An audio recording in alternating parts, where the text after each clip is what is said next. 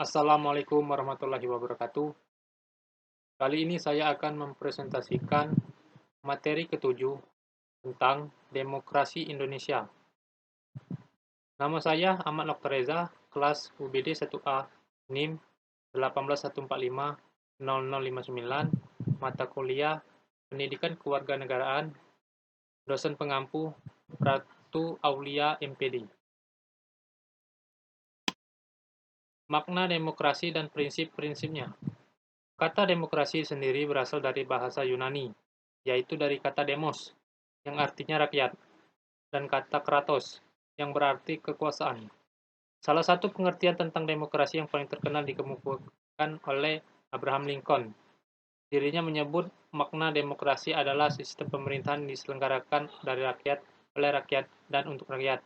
Merujuk pada buku pendidikan Pancasila dan kewarganegaraan yang ditulis Aitin Sumartini dan Asep Sutisna Putra, Abraham Lincoln mengartikan demokrasi sebagai pemerintahan rakyat oleh rakyat dan untuk rakyat.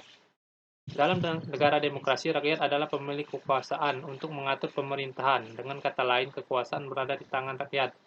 Hal ini sejalan dengan makna kedaulatan rakyat terlihat jelas jika rakyat memegang peran penting untuk berjalannya sistem demokrasi.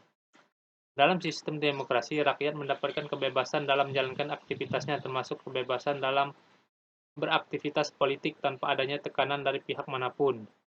Dilansir dari tulisan pada laman repository.uinsu.ac.id, makna demokrasi sebagai dasar hidup bermasyarakat dan bernegara mengandung arti bahwa rakyatlah yang memberikan ketentuan dalam masalah-masalah mengenai kehidupannya,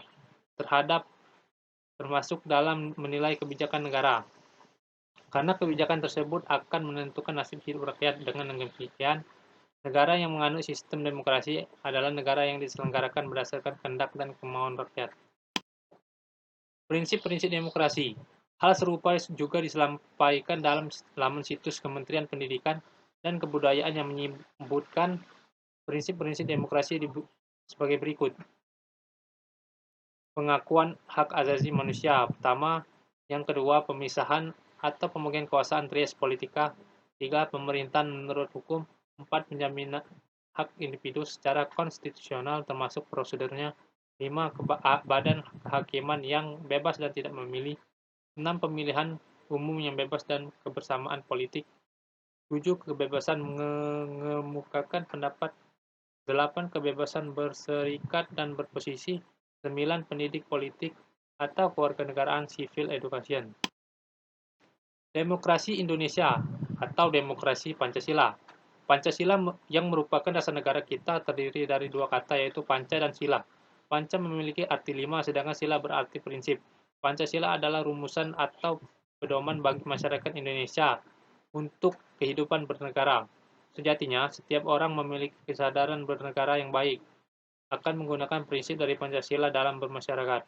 Kelima, ideologi dalam Pancasila adalah ketuhanan yang Maha Esa, kemanusiaan yang adil dan beradab, persatuan Indonesia, kerakyatan yang dipimpin oleh hikmat kebijaksanaan dalam permusyawaratan dan perwakilan, dan keadilan sosial bagi seluruh rakyat Indonesia. Kelima, asas Pancasila ini tercantum dalam pembukaan Undang-Undang Dasar 1945. Kesimpulan demokrasi Pancasila. Pengertian demokrasi Pancasila bisa dilihat secara khusus dan umum. Secara khusus, pengertian demokrasi ini dapat dilihat dalam Kamus Besar Bahasa Indonesia, bahwa demokrasi Pancasila adalah demokrasi yang berdasarkan sila Pancasila yang dilihat sebagai suatu keseluruhan yang utuh. Sedangkan secara umum, pengertian dari demokrasi Pancasila adalah sebuah paham demokrasi yang dilandasi oleh prinsip-prinsip yang terdapat dalam Pancasila. Demokrasi ini merupakan paham yang telah diyakini oleh masyarakat Indonesia dari masa lalu. Sedangkan konsep pemahaman demokrasi ini jelas berasal dari asas-asas yang terkandung dalam Pancasila. Pancasila memang merupakan gambaran yang jelas yang mewakili ciri bangsa Indonesia dari zaman dahulu hingga saat ini. Secara garis besar, Pancasila merupakan hasil dari pemikiran dan perumusan yang diterapkan pada seluruh aspek kehidupan masyarakat dan telah diberlakukan sejak zaman dahulu.